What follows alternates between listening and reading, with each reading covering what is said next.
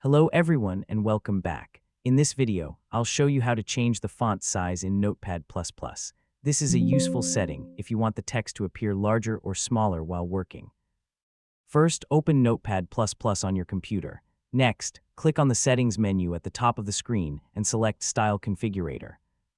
In the Style Configurator window, select Global Styles from the language list, then choose Default Style. On the right side, you'll see the font size option.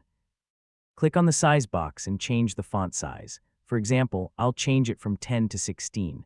After selecting the new size, click Save and close if that option is available, or simply close the window. Now return to the editor, and you'll notice that the text appears larger and easier to read. If you want a smaller font, open Settings, then Style Configurator again, and change the font size to a lower value, such as 12.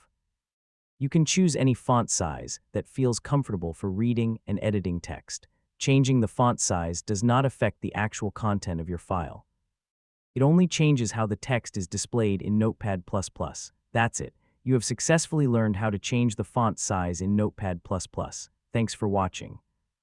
If you found this video helpful, don't forget to like, subscribe, and check out more Notepad++ tutorials. See you in the next video.